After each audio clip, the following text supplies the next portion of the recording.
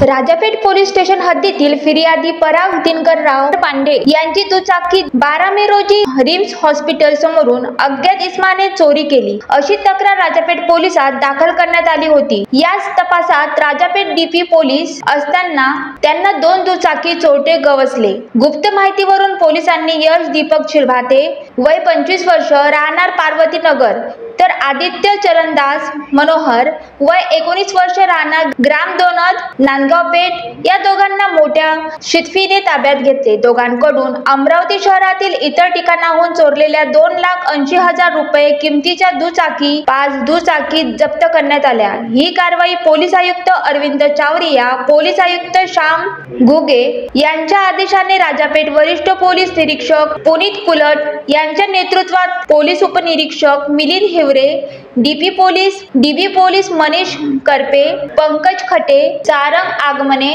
रवी लिखितकर, सागर भजगवरे, अर्जुन कदम, विजय राऊत यांनी केली। Vidarbha city news Amravati.